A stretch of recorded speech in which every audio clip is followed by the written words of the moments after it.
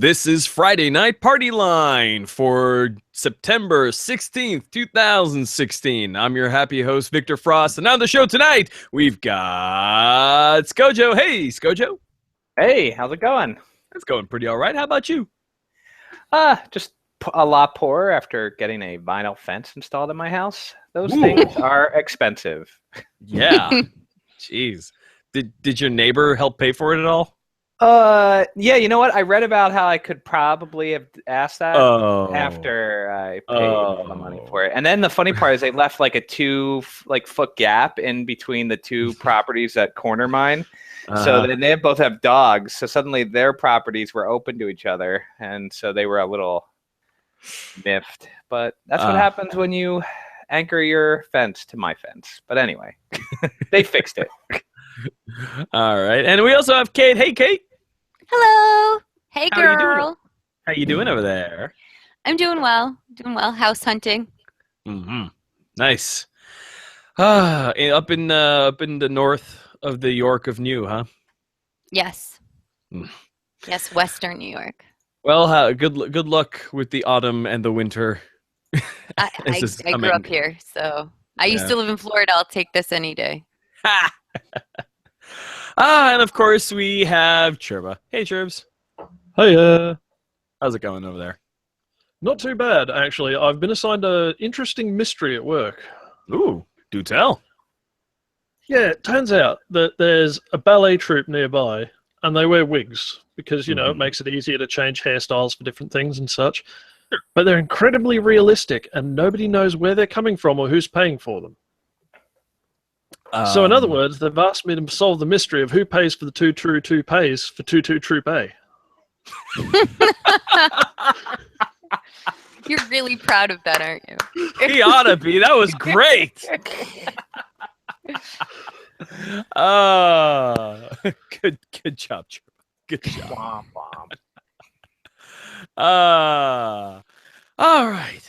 So it's been a couple of weeks, and we have a nice bit of topics for us to go on to. We're gonna start a little bit of light, get a little warm up going. We're gonna talk Star Trekking. It's recently been the 50th anniversary of the airing of the original series, which means a fantastic opportunity for CBS and Paramount to do fuck all nothing. They did nothing. Well, they're starting a new Star Trek. In May or June of next year. They could have done something. That's actually quite good. But I'm operatically trained. But yeah, they could have done anything, but they did nothing. I mean, there's a stamp. There's stamps. Yeah, there's la-dee-da. They released a movie. That was a couple of months ago. That was in This year. Yeah, I mean, what do you want? I mean, They gave away like was... $30 of free stuff in Star Trek Online. yeah, check that out. And that movie, I think, was the best of the newer Star Trek movies. Really? Oh, Because yeah. it did not perform well in the box offices. I saw it twice.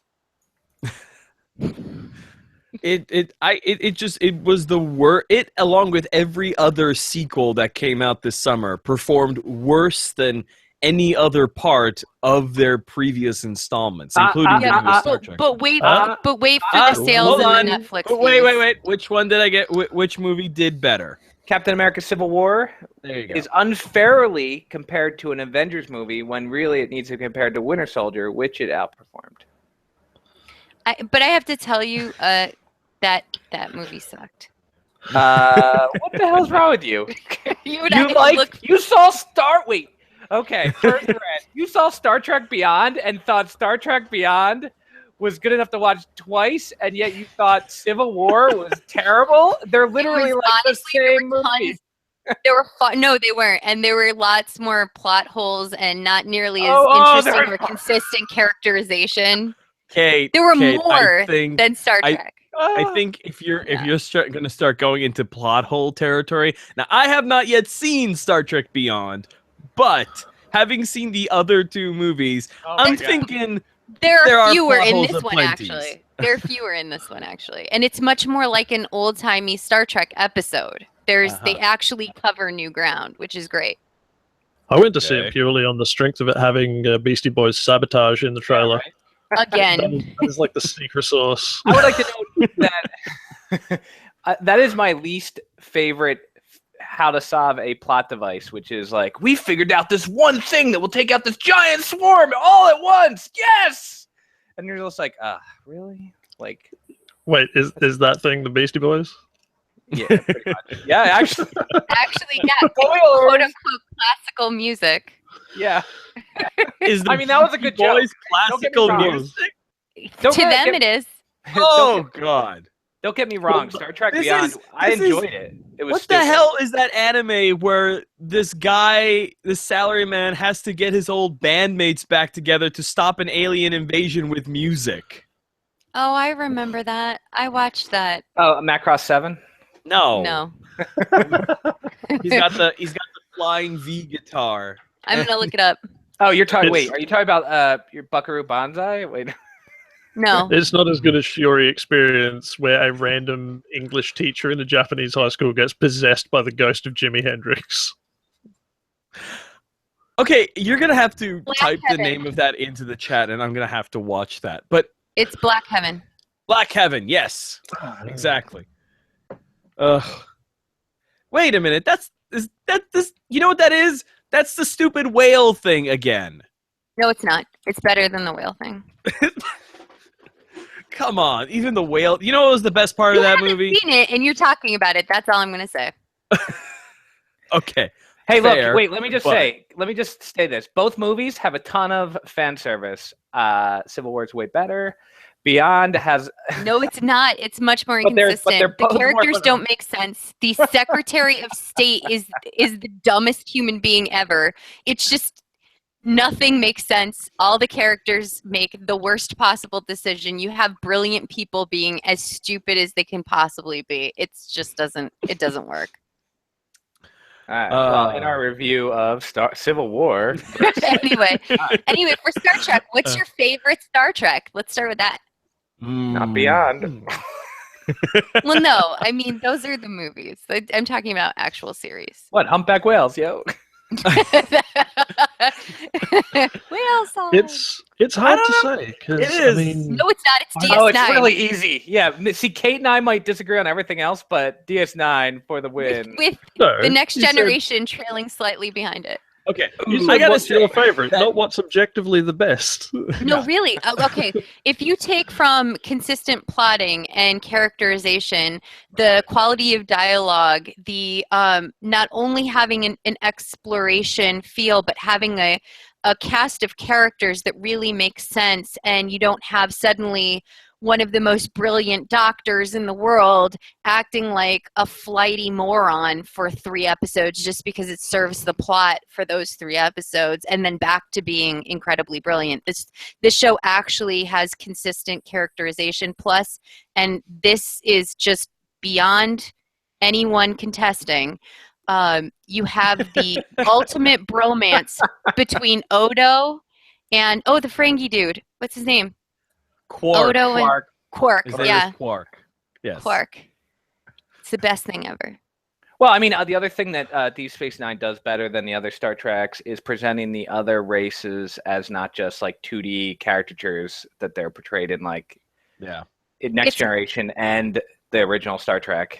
You get a lot less white men's burden, which I would argue comes out the most, not even in the original Star Trek, but in Enterprise. Enterprise is the white man's burden taken into space. Which I would note, in my opinion, is my second favorite Star Trek series. Wait. TNG is Do you mean? Hold on a far second. better. Hold on. But Enterprise is the one where the captain is the dude from Quantum Leap, right? Yep. Yeah, George Okay. Bush in space. That show was so sexist and so racist that I had to stop watching, and I had a real problem with the way they portrayed T'Pol, which was the Vulcan character. I mean, you take the worst aspects from Voyager with Boobs of Nine, who I will always refer to her that way because that's how they used her, and it's not the actress's fault, it's how they used the character. Yeah. You take Boobs of Nine and you make her a completely uninteresting character who's inconsistent and actually breaks most of the mores of her culture in order to service, and I mean that in a very literal way, white men in space. And it becomes a bit of an issue. I think Voyager is the worst Star Trek show. Voyager is the worst. Voyager, I think, is better than I've seen. Like my dad wanted to. You know what? No, like, Enterprise is worse. Enterprise is the worst. I think Voyager is worse because Enterprise actually, once it gets going, unlike let's just say almost every Star Trek has a really crappy first season where it's always crappy at characterization, everything kind of goes off. The only one that starts slightly better than the rest is Deep Space Nine, and it ends better than all the rest. But I mean, Enterprise ends up going into the birth of the Federation. It starts kind of at the whole like humans can do no wrong, like white men burden thing that you have a problem with kind of gets shot down a little bit as time goes on, and like people realize that the stuff they're doing, because this is all before the Prime Directive. So humanity's about to learn a lot of dumb mistakes that they make early on in that season, and how the repercussions that hit later. I just the politics of the birth of the Federation are really interesting. For me, Star Trek has always been like the negotiations between the Federation and the Romulans and the Klingons and all the interspace politics that people like bitch about the show having compared to the movies, which currently are like just like crunchy candy.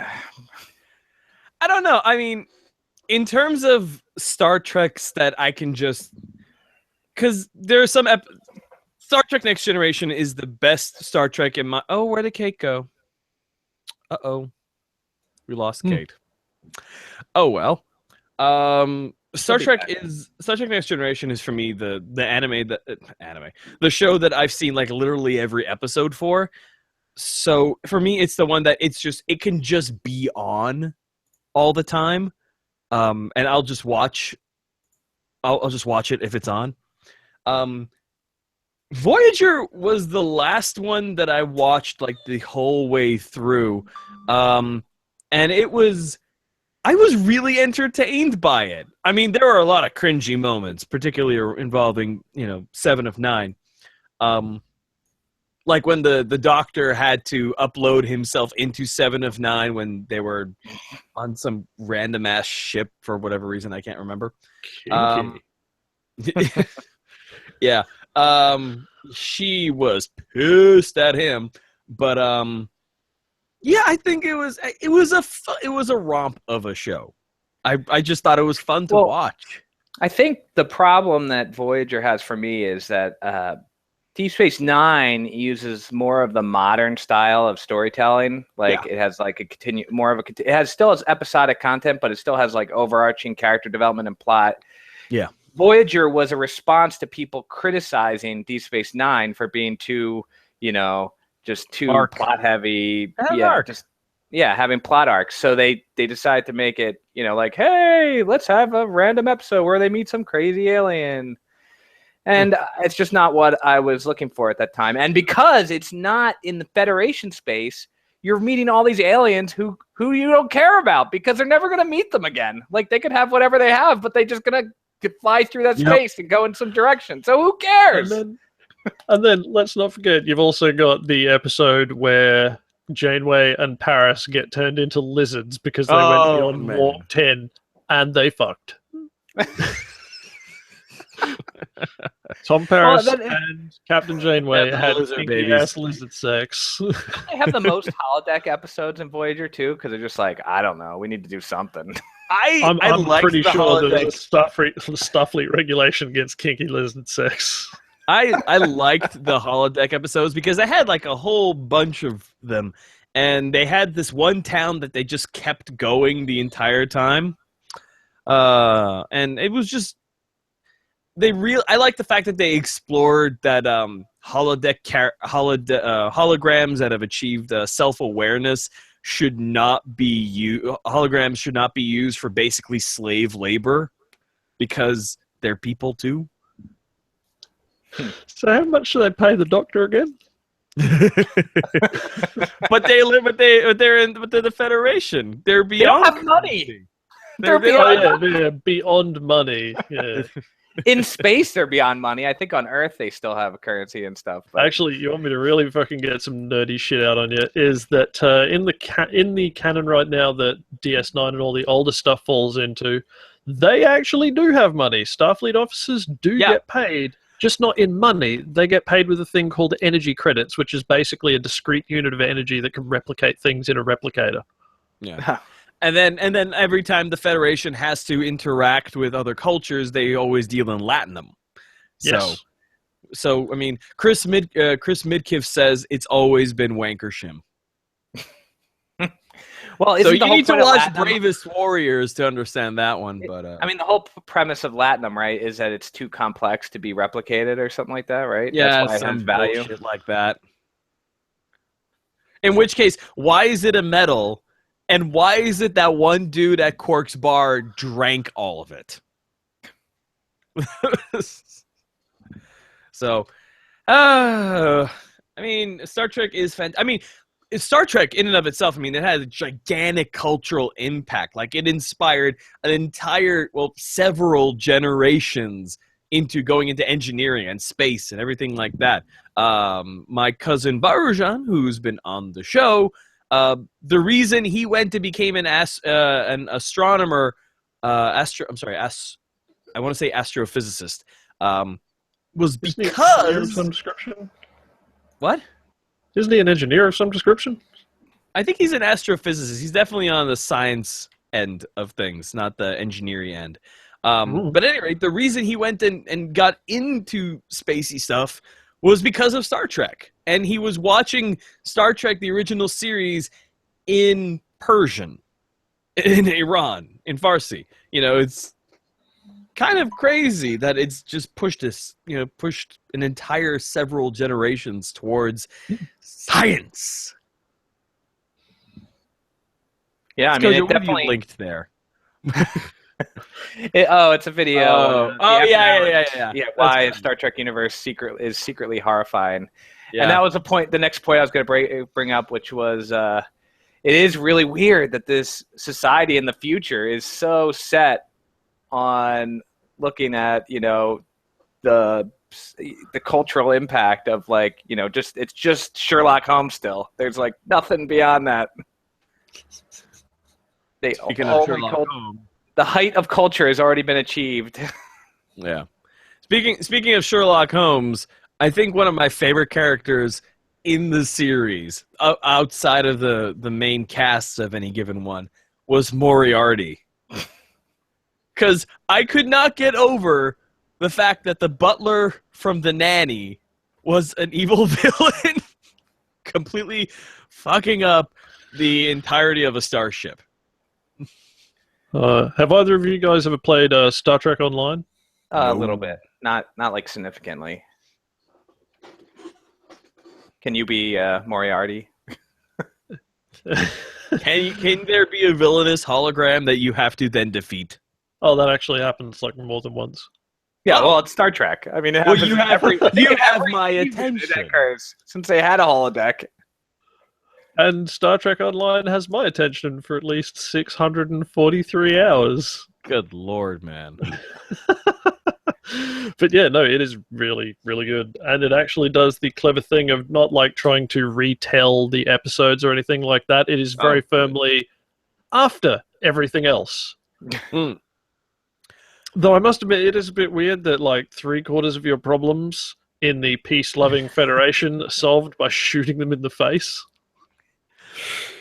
I mean, we peacefully kill everybody. When you have a phaser, everything is a target. Right. Oh. But yeah, no, it is actually a quite enjoyable game. I've put a lot of time into it because it is fucking fun and it feels real good flying your crazy ships around and all sorts of business. Yeah, it's one of those games I always wanted to get into, but I never was able to get its hooks into me. See, It's actually it's a bit more worth it now if you want to go back in and like start a new character, because they've actually completely revamped that initial phase. So that it's actually a hell of a lot easier to get into now, because before you were like even looking shit up on the wiki and the tutorial trying to figure out the fuck was going on, but no, now it's all sorted. So it introduces players pretty well. Speaking of after everything, I am really glad that the new series is going to be on the original timeline. When's it supposed to take place? I thought it was on the Kelvin timeline. The what? The what timeline? The new timeline. No, I heard it's supposed to be on the original timeline. Star Trek is now as bad as the DC and Marvel universe. There's like 616 Star Trek. That's actually one thing that Star Trek and Star Wars both had in common, is that the new universes that came up for them are fucking amazing idea, because they were both getting so fucking top heavy and so up their own fucking asses. You could that is the one thing about DS9 that I actually really didn't like, is that it's like, oh hey, what's happening this week? Oh look, Picard's shown up, and like this guy you saw 12 episodes ago in fucking Generations is now some mad dude fucking doing crazy stuff, and this plot point from the original series is back again. No, fuck off, just do your thing. What are you talking about? That's what I like. That's great. I know. My problem with Next Generation is like it'd be like an episode where it's like Worf has a kid, what? And then they like forget about it for like 5 years until they're like, oh hey, we need to have a plot about Worf. They bring keep that talking up shit about Alexander. Yeah, they bring that up, Alexander Roshenko. They bring him up in DS9, where he's all grown up and like, yeah, Dad, you basically abandoned me. Yeah, he's like a big loser because he didn't have a father figure. It's really he's suicidal. He's straight up suicidal. It's really bad. But he goes to go and fight with Klingon soldiers on a ship, which is insane. Now, I just think they leaned too heavily on using the other series to prop up the plots of DS9. Like, it just made it feel like it couldn't stand on its own, even though it really could have. Like, they didn't have confidence in what they were putting out. See, I think they sprinkled that in, but I really don't think that they tied back too heavily. They certainly had their own thing going on with, the wormhole aliens and the concept of the kind of messiah cult that had been brought up because of Sisko and his contact with the wormhole aliens. So I really don't think that it was. And then later the Dominion, I don't think they really did have their own plots. There was only a couple throughout how many seasons was that? 6, 7 seasons where it references old shows. So. And you have to also remember Deep Space Nine was always struggling with ratings, and it had competition in Babylon 5 at the same time, and so partially because they didn't pander. Yeah, well, they definitely didn't. No, I think I'm going to say the Deep Space Nine opening was, until they screwed it up a bit, was really boring. Good God, was it ever? I always fast forward through it. So. Yeah. It was better once they added a couple spaceships. Before it was just a space station, and it would just be like, I'm sorry. We need to take a moment and acknowledge that Enterprise's opening theme was the worst opening theme for any television show ever. It's been a long time. I actually got into it by the end because it goes. No, it's terrible. Even when they made it, you do kind of want to rock out to it. Yeah, no, you don't. You want to vomit and just empty your guts. It's terrible. I'm okay on that one. It was awful. That is not rock. That is wannabe Bon Jovi ballad that has nothing to do with going into space. You know what it is? It's secular Christian rock. That's what it is. Yeah, it is. It's I've got faith of the heart. Well, seeing as how faith is a feeling. Of the heart. No one's gonna bound up, break me. Now I'm gonna play this because I've got faith that you should just not watch Enterprise. I mean, I suffered through 2.5 seasons, and that was all I could deal with. I'm perfectly happy I suffered through 0. Yeah, Time is going. March with You know, I have found that in all of the series, series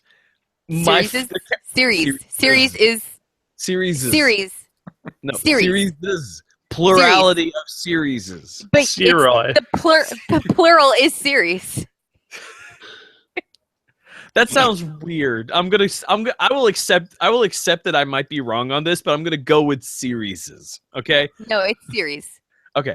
So the series of Star Trek, I have found that it seems more often my favorite characters in any given series is not a favorite character of most other people. Like in Next Generation, my favorite character I think was Dr. Pulaski.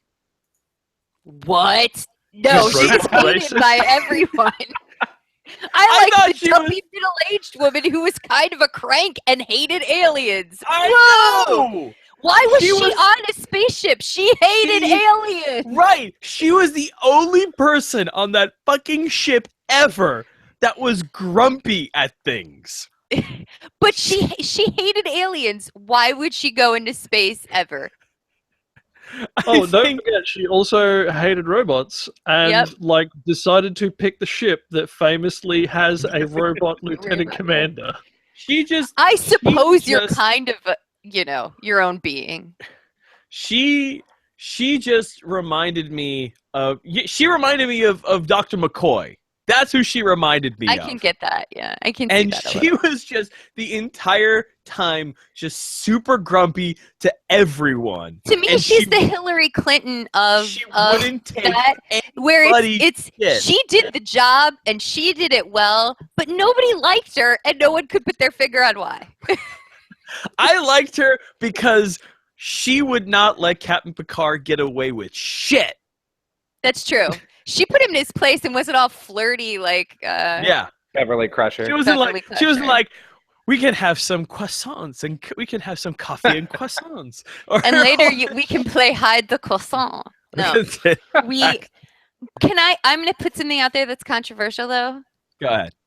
Being a young, nerdy girl Mhm. when it was coming out and watching it, I loved Wesley Crusher. He I knew was she was hot saying as hell. He Uh, knew what was going on, and no one would listen to him, and he was always right. And I Because cannot that's tell you what how kids much are in my always like. actual life I felt like that when I was dealing with adults. well, no one listened to Worf either. Yeah, well, wait, can I just mention that Worf was the most ineffectual security officer ever? Because nobody would listen to him. No, he would be sitting there and be like, "I'll stop it," and he'd like stand in the way. And every alien had to prove that it was shit you had to worry about by throwing Worf across the bridge, like every time. I propose them that prison kids rules. balloons. But no, I liked Wesley Crusher too. People hating on Wesley, or I don't just- understand that. He was just. I mean, even as a kid, looking at Wesley. It's just like, oh my god, he just annoyed the shit out of me. No, I loved him. Ugh. I actually liked him too. But I mean, I understood what he was. He was Annoying He characters. was there for me to be like, "Oh, that could be me on the starship." The Annoying only characters. episode.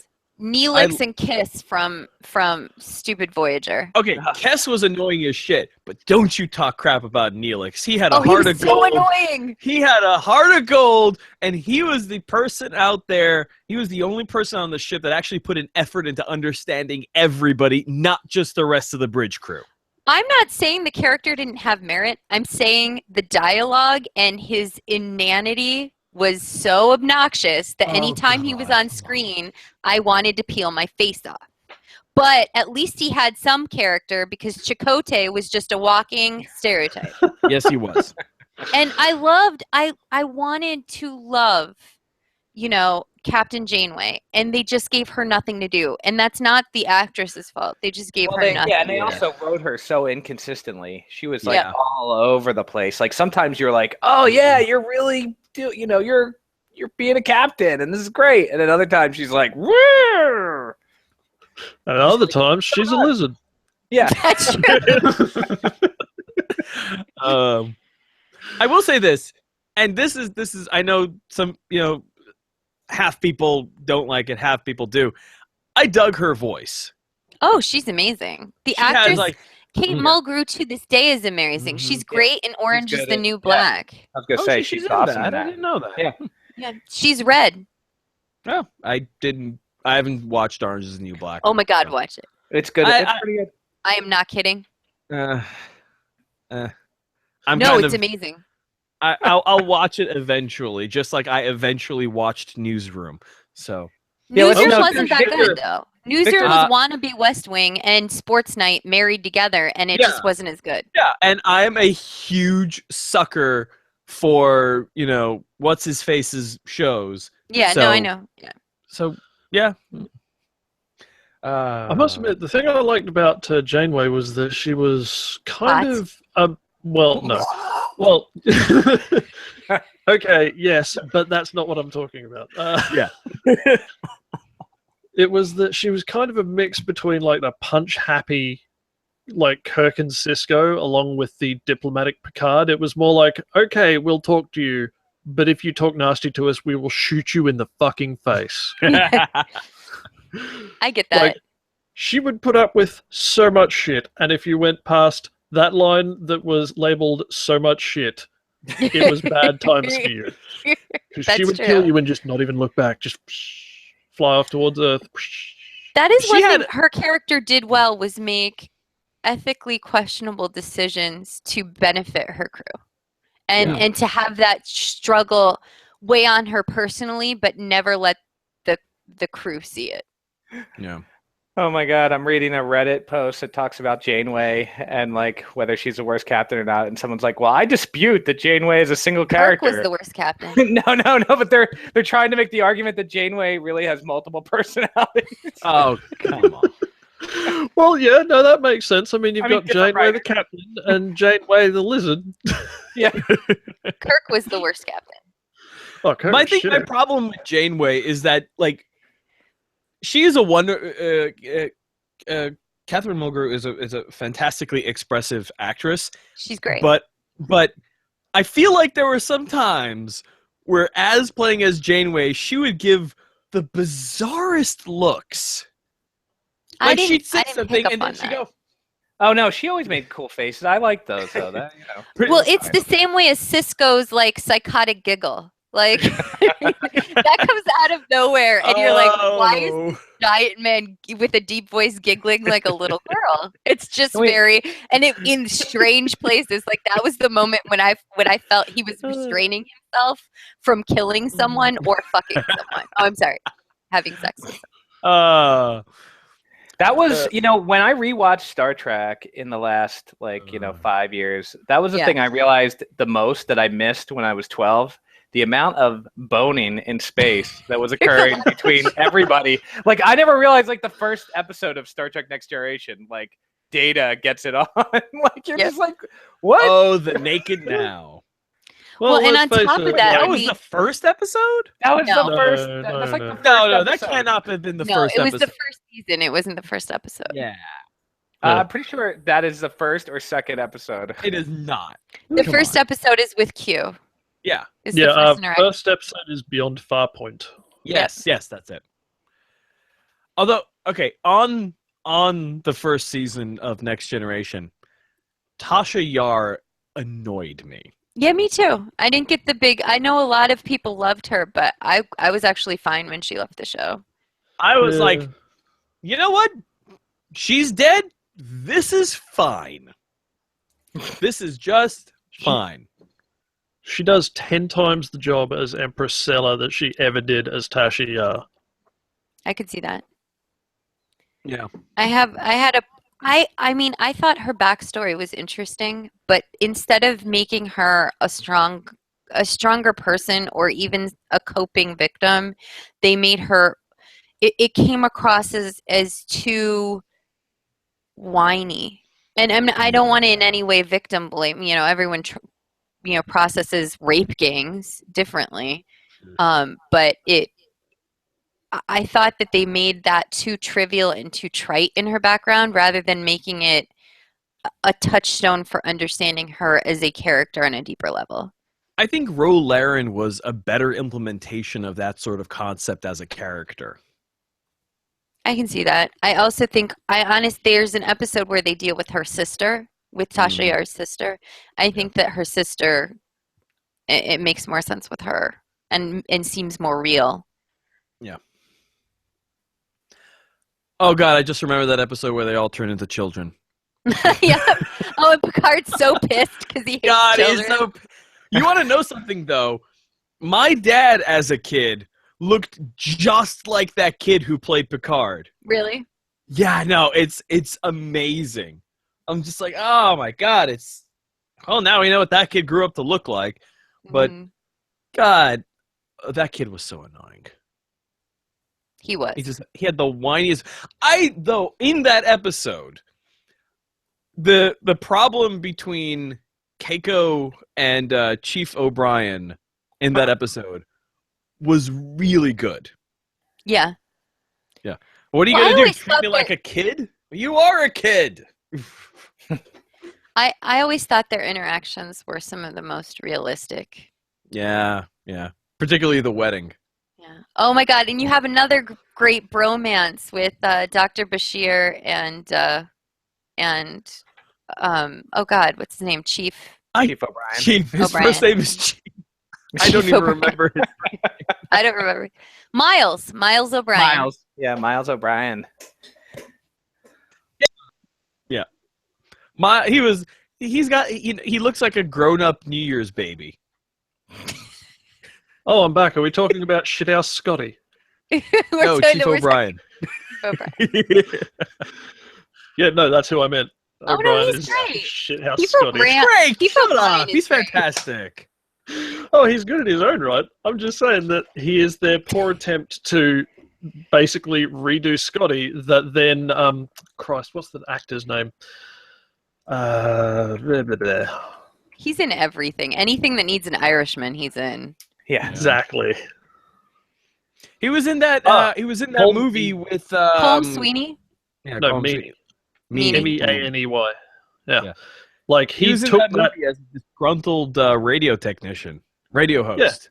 He basically took that, like, knockoff Diet Scotty and turned it into his own character and actually made it much better in the process. 'Cause he's a theater actor, and he came out of some of the best theaters in And they Dublin. totally underused him in Next Generation. Oh, yeah. Like, But what was his job in Next DS9 Generation? But DS9 was like, we're picking you up because you're amazing. Yep. Yeah. And then Worf came along. It still worked. Yeah, man, He he was- was wasted in Next Generation. All he did was stand around in a wee room in the bowels of the ship pressing a button. Just lonely, waiting for people to come by. Yeah. I'll transport you anywhere. Until his wedding, and then he suddenly was more of a character. But Yeah. and that was more for Data's benefit than it was for him. Yeah. Because That the wedding whole was the all about episode was Data. called Data's Day. Yeah. Which, I mean, like, no. I It's think it could Keiko's be Day. pretty objectively called Keiko's Day. Yeah. And then Dax. Dax was cool. great. Yeah. Dax was Dax, I awesome. really like Dax a lot. Dax was a great character. Mm-hmm. I like how Dax kind of comes along with a built-in excuse for recasting. Yeah. Which worked That- well. Dax And I thought when and, they recast Ezra. her, I thought it was actually great. I liked the completely different character. Yeah, it played really well. It allowed them to explore, like, interacting with this character who is the same person while also simultaneously being someone completely else. Yeah, the Worf dynamic with that was great. Yeah. I thought it wasn't them getting in a relationship again after getting a new host like illegal or something like that. It was taboo, and they tried it, and it just didn't work. So That's I had forgotten it didn't work. That's sad. no, it didn't work. No, doesn't she end up with Bashir? Oh God. I think she ends don't up with Bashir. recall. By the way, that dude is so smoking hot, and he now plays bad guys in Oh, everything yes. except for Game of Thrones, where he plays a partial cripple. Oh, I just looked up a picture of Ezri Dax. I forgot how just like Isn't she adorable? she's adorable. She's like a little pixie. She's adorable. Yeah, she's cute. A cutie pie. Yeah. Let's see here. It took a little while to get to actually start using her properly in the show, but once they did, she really started shining. But that's I went through. There was a time where my mobility was limited because I'd had to have ankle surgery, and I went back and binge watched all of DS9 after having watched the whole thing within the past 2 years. So it was really fresh in my mind, and I become a little stir crazy. And we went to a Panera, and there was a girl who had the cuff earring that linked to the Bajoran earring. Yeah, exactly. And I was getting my drink, and she was right next to it. And I was like, "Do you watch DS9? That's totally a Bajoran earring." And she's like, "I have no idea what you're talking about." Oh! But I was so in that little world, and I'd been so shut off from society for so long that I realized I had Star Trek on the brain. In fairness, I would have done the exact same thing. Oh, ouch. Yeah, it's all right. So we've been talking about Star Trek for about 4.5 fucking years. I can keep talking about it. I love for Star about Trek. 40 minutes. We've been talking about Star Trek. Oh yeah, I could go on for a very long time. Right? So just as a quick vote, do we want to just keep talking about Star Trek, or do we want to talk about the other stuff here, politics stuff? We can talk about other stuff, whatever you want.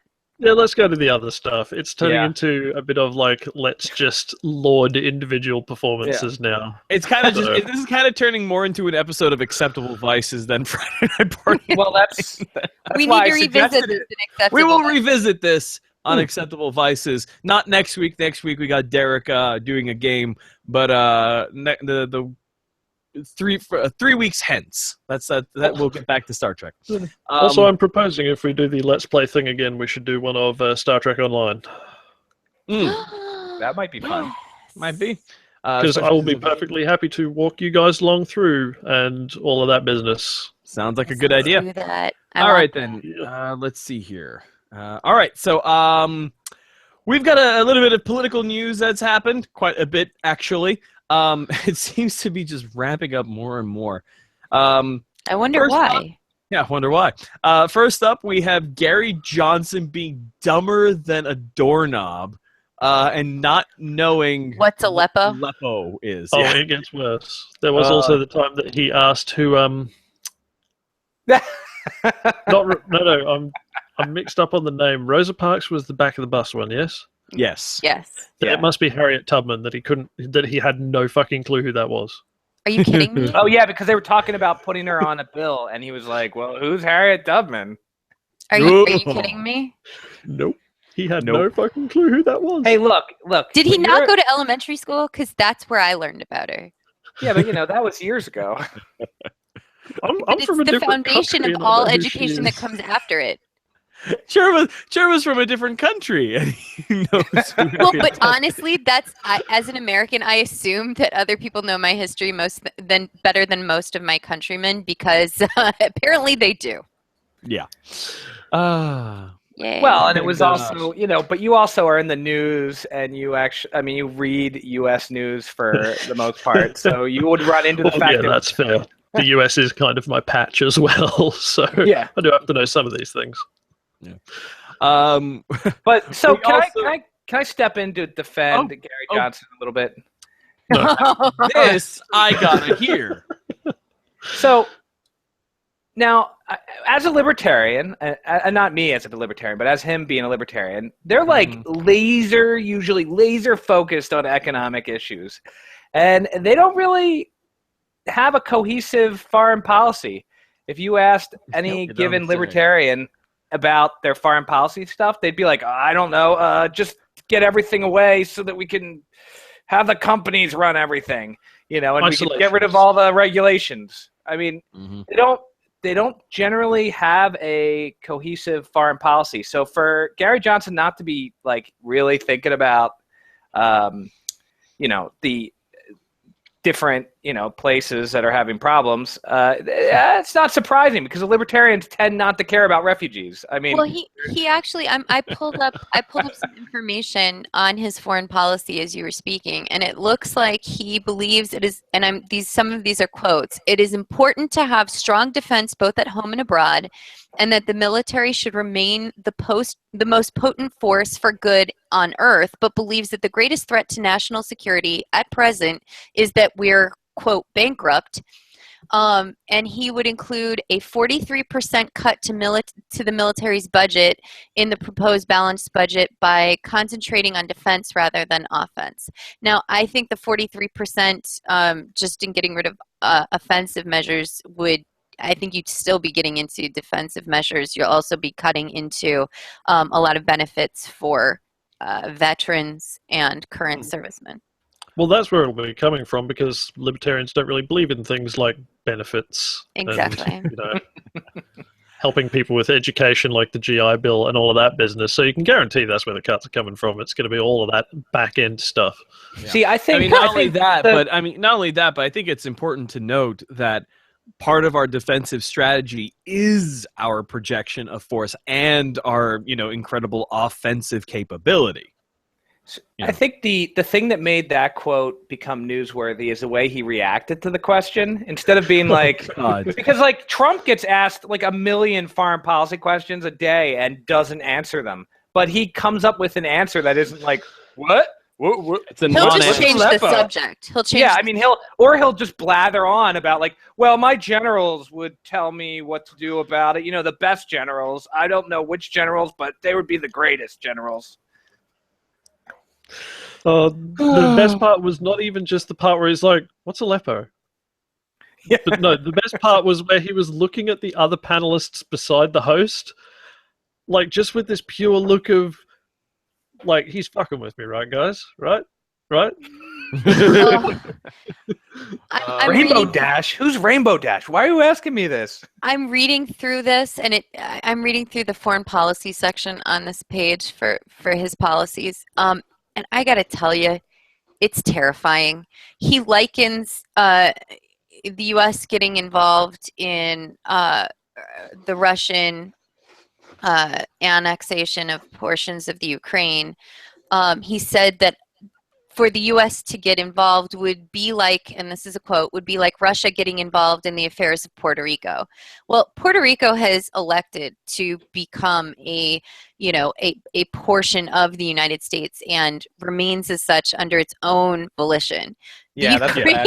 Oh my God, that is so. Oh. I take back. That is not so much the case.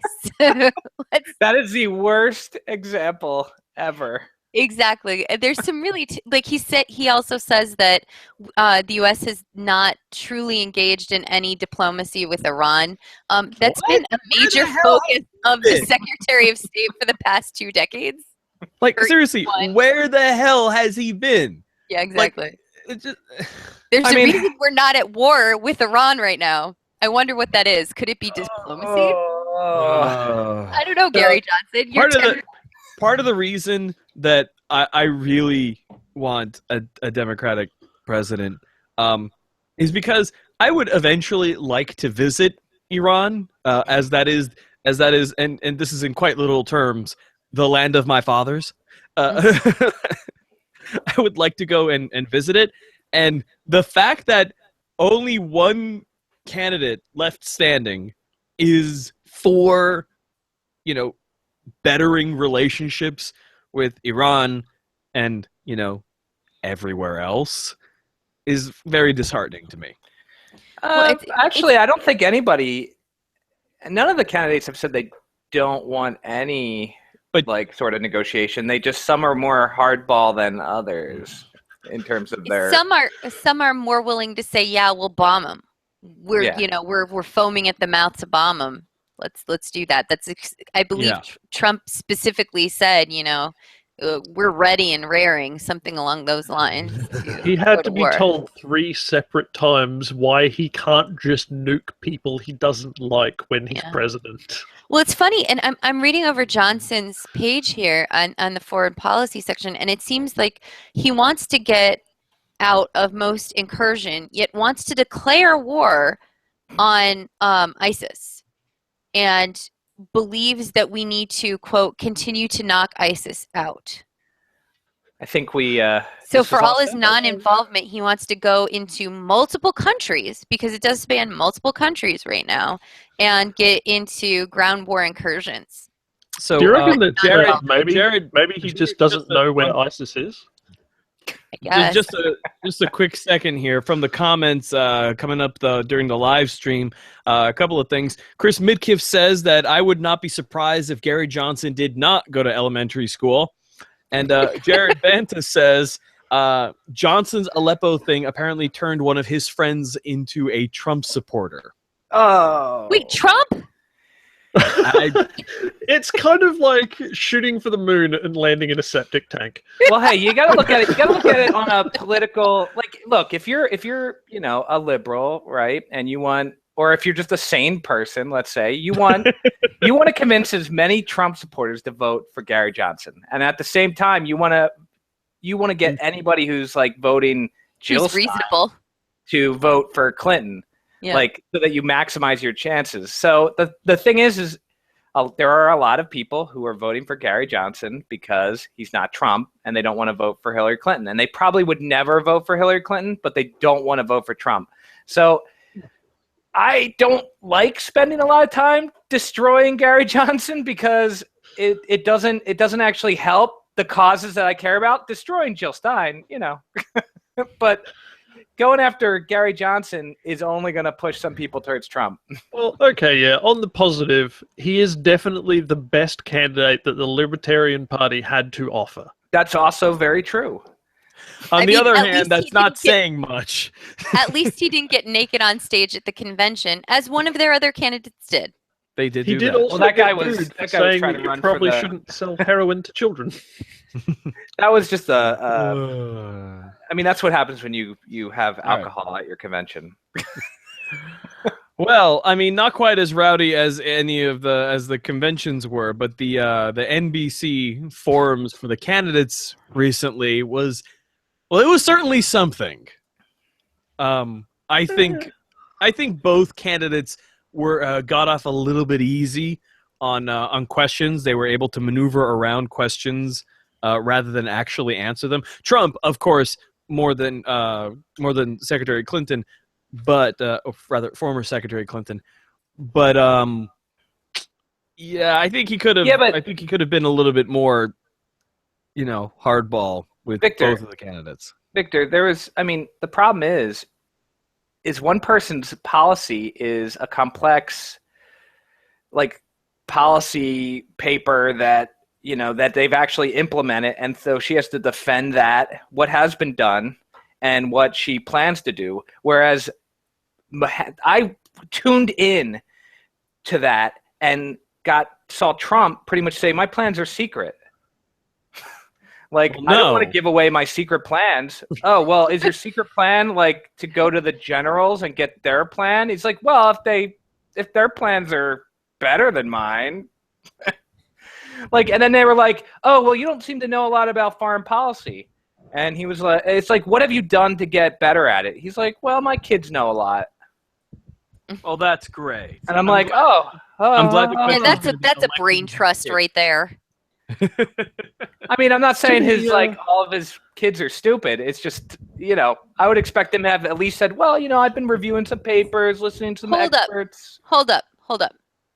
One of them, who is a Jewish convert, didn't even know some of the basic tenets of Judaism and had misinformation about the Holocaust. The other one of the boys frequents Ku Klux Klan social media outlets. The last one has been as much of an economic failure, if not more of one, than his father. No, I'm sorry. I'm going to call them stupid. They're stupid and possibly evil. I look at them and I see children who belong in American Psycho. They are as close to the rich, sociopathic, crazy, terrifying family that you see in fiction that I cannot believe it. They are stupid and they are evil and they are powerful, and that is terrifying to me. Tell us. And I'm not there's going to the ever promotion- and- couch that. And there's the promotional excerpt for this video. This episode. Sorry. No, please. Hey, I would argue. We I would love argue you for that it. most of the practitioners of most of the religions in the United States probably can't tell you most of their most important tenets. Chris Midkiff says huge swarm of bees 2016. You know what? Clinton 2016. You know why? Because I'm fucking sane. Yeah, the more this stuff goes on, the more we become an elitist who wants experts, running things and doing things instead of like populist people who just say what people want to hear. Or you and can come have up with easy populist answers. experts like, I don't know, Elizabeth Warren. We can have Just bees. Conversations. Part of the problem is that, and we've done this dance before, is that experts are that the word expert doesn't really mean anything to most people anymore, and that's a problem. Well, and even with that, as pointed out on Adam Ruins Everything, which is one of my favorite TV shows, is yes, listen to experts. Exactly. Listen to experts, but also verify what they're saying, because just because someone because technically Dr. Oz is an expert. Yeah. But he's also a shyster and a snake oil salesman. Well, he has a medical degree. Speaking of Dr. he's also a Oz, chest cutter. Yeah, He's not a GP. He's a chest cutter. He's got a specialty. that's You true. don't want to go to him for that sort of stuff. But at the same time, you could have a podiatrist, and they're freaking surgeons. I mean, they'll know more about anesthesia and other aspects of the body because they have to perform surgery. So just because they're a specialist does not discount their medical knowledge. Yeah, but see, it's kind of like if you're in that field doing that stuff, like then I probably will take your word on it. But if you're outside of your field or hosting a talk show, like True. I'm going to be more suspect of your opinion on that stuff. Because I get like my dad does this all the time. He forwards me an email and he says, my doctor friend sent me this and he went to, medical school and he did this. And I'm like, well, you just sent me a political email that I like fact checked in 5 seconds on Google. So clearly he doesn't really know how to use A, the internet, or B, look at facts and critically think about them. It's it's not the I believe it's not the lack of knowledge, but the lack of will. I think that's a more they're all sleep deprived. Well, it's doing their also work. you can be incredibly knowledgeable in your one field. Oh yeah, That doesn't mean Right. that you're knowledgeable or even using basic reason in other aspects of your life. Yeah, look That's what I'm saying. at Ray Kurzweil, man. The dude's a genius of computer science, and he swallows 200 vitamin pills a day because he reckons it's going to make him fucking live forever. Yeah. When people say trust the experts, they're not saying trust an expert in foreign policy, in health. Exactly. They're saying like at least you should at least hear out somebody who has an expertise on the subject that you are discussing. Exactly. And It's a weighted consider opinion. their opinion. Like my dad just did. I mean, people in this like don't trust intellectual movement. They don't even like consider the background. Like my aunt. Like okay, here's a big. My aunt-in-law is a 30-year Navy veteran, rear admiral. Worked as the director of the security room in The Situation Room. the Situation Room. Yeah, sorry, in the Bush administration, and her opinion is disregarded, like offhand by like my parents, and I'm like on national security, which she has a PhD in. Anti-intellectual. Jared Vanta says, Ben Carson. The anti-intellectual movement in our nation, I mean, has been long-standing, and we're seeing, I think, the first real crisis over that in this election. I think it's been coming for a long time. I think it's been moving forward more and more. But I think we're just now seeing the true economic and political fallout from that social movement that's taken root since, I would say, the mid to late 60s. Yeah. Odious Trump. I mean, it doesn't help the Democratic Party, the fact that I don't know what it is. I mean, Hillary Clinton is such an intelligent, calculating individual. she knows what she's doing and she performs her jobs very well, but by God, she's made some rather poor decisions recently. Not that I disagree with her calling, half of Trump's supporters a basket of deplorables, but I don't think it was perhaps the smartest move on her part. Well, however accurate it may be. That came about from an engagement for youth voters, and in allowing them to help come up with a name for them. There was a whole list, and she chose the most reasonable of the list, believe it or not. And so honestly, I don't think that was necessarily a bad move. It was engaging young voters. So, we may look at it and say that's stupid, but it's not going to change how we're going to vote. Well, maybe not. Today on what was it? To the Point. There was a discussion about not To the Point. On Left, Right, and Center on NPR.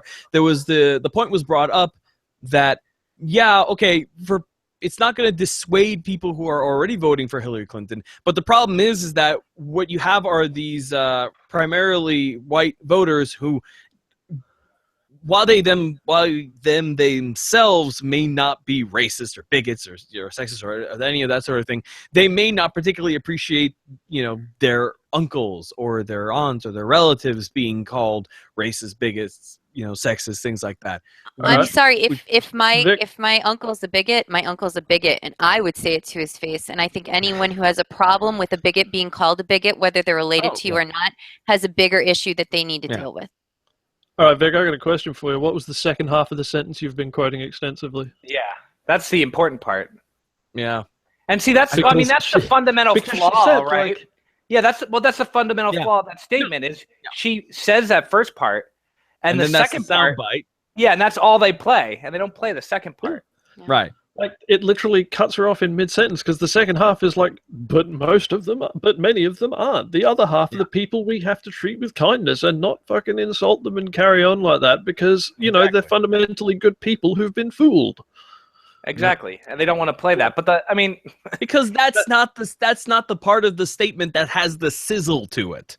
Yeah. Which is ultimately, this is not like the 47% comment that Romney said or anything like that, because she invited the reporters to this. She knew what she was saying. She just gave a speech on the alt-right like a few weeks before. I mean, this election is going to be won on turnout. And if the liberals are going to sit home and be stupid or split their vote multiple ways, they're going to lose. So what she needs to do is make it so the stakes are high enough that they will vote for. I was arguing for a bajillion comments with somebody who was like, oh, you got a two-party system. We got to believe it, blah, blah, blah. And then 30 comments down, he's like, I might have to vote for her in the end, but blah, blah, blah. And I'm like, oh, well, I don't need to talk to you anymore. Because I know what you're going to do now. You're going to look at Pennsylvania, which is where you live, see it's really close, and decide to vote for Clinton because you don't want to lose everything.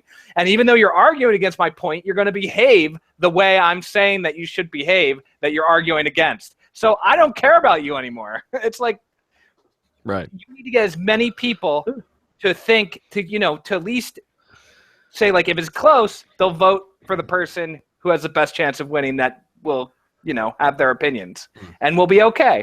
It'll be tense, but it'll work out in the end. Honestly, I do think the media is doing a piss poor job of the election, and this is just one big example of it that makes it that's very easy to point to. But the media, and I'm including myself in that, we as a group really need to fucking pull our socks up. We are fucking it up real bad, and we need to stop fucking it up real bad. Yeah, I mean, the very last, I was just saying the one last thing, and then we're going to close it out. But on the media perception, because a big part of the basket of deplorables thing was the fact that media would keep on repeating that one bit. The media has been playing into the tactics of the Trump campaign pretty, Well, because the liberal media is a myth. The liberal media is a myth. Liberal media is a myth. But if not easily they've been playing into it, then they have been cocking it up. I mean, give Today for example. I mean, it's just. Well, actually, today's a moment where they actually kind of called out the bullshit. Finally, no. At the end, they called out once everything was said and done. They called out the bullshit, but they just pipered their way right into that whole scenario. But I mean, that's only going to happen so many more times. Well, I say that. You say that, but come on. I hope that it will be that way. And to build upon what Chirba said, and to partially negate it, I think even if you theoretically had a candidate saying everything perfectly and doing everything perfectly, and the liberals, as you say, pulling their socks up and getting it right, I still think you'd have the media taking, like they did in that previous statement, splicing a sentence in half and spinning it the way that they want to spin it. And we have a very conservative, mass media in our country, in the United States, and it's extended into most English-speaking nations thanks to mega corporations who hold big business interests and therefore back Republicans frequently, or conservative movements, so-called conservative movements throughout the world. I honestly don't think there is the possibility for even a on paper perfect candidate to have a perfect campaign anymore. I think it will be intentionally lambasted. Well, one of the big shakeups in the media industry recently was Roger Ailes being, basically kicked out of the Fox empire. Thank God. Yeah. And this is the point where we're going to see whether or not Murdoch's or are they, and I don't think they're going to do this, or are they going to continue shifting the point of Fox News on the political spectrum further and further right to reflect the audience that they seem to be losing due to Trump's, activism of sorts? Well, at the same time, Trump is looking to make his own, it's been rumored, to make his own media, outlet a la Fox News and take some of their viewers. I don't know about in general, but with Murdoch specifically, I can say that I don't think they will. Because Murdoch hasn't so much been strictly right-wing. He's always been very much, he'll go either way depending on whichever one will benefit him the most. He's been the Koch brothers, pretty much, of the media. And that is, he is all for big business and screw everything else. And all for his business and screw everything else. And unfortunately that has in the past, 40 years been primarily the conservative parties throughout the world who make that happen. And he also supported one of the more liberal candidates we've had. Well, liberal in the terms of left wing, not actual liberal candidate. Long story. Liberal Party down here, right wing. But anyway, he supported one of the most left wing candidates we've had for easily 20, 30 years. What were their business stances, though? What were the business stances and the tax policies that they were pushing? Tax was increased slightly, mostly on the rich, and introducing a thing called the carbon tax, where basically they were putting a tax on large business for producing large amounts of environmental pollutants. But so, a lot of big business was not happy with that, but Murdoch was like, fuck it, yeah, let's go. I don't produce any carbon except from my rotting corpse. Yeah.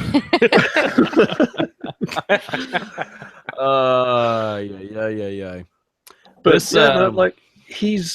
I'm not sure he will take it more right wing, because the more right wing he goes, the smaller a segment of the US population he will be playing to, and that's where he's playing to. It's always his bottom line. Yeah. So if it means narrowing his audience too much, he's not going to go there. I mean, Fox News has been taking pot shots at Trump. I mean, about as much, not as much as everyone else, but they've been going after Trump. They've been fact checking him live on screen. They did during one of the debates. So, I don't know. I guess we'll have to see where it goes. All right, well, everyone, thank you very much for this fantastic episode, a very lively discussion on both topics. Star Trek Forever. Kate always brings the energy. Kate is a wonderful little ball of sunshine in a panel of regular curmudgeons. That will leave you with skin cancer. I'm Australian. I'm immune to skin cancer. Yeah, I mean, you guys I guess everything looks weird down there due to the giant hole in your ozone over I there. live on the surface of the sun. And it's going to be summer for you soon, huh? Yeah, coming up, starting to warm up. Yeah. But thank you to Skojo, Kate, and Chirba for a wonderful episode of Friday Night Party Line. And you guys will hear from us next week on Acceptable Vices, where we play Derek's new game, which is called Hide and go seek with pop filters. yeah, it is called Frontiers, and we're going to be doing a run through of it, and it's going to be fun. So, good night, everyone. Good night. Bye.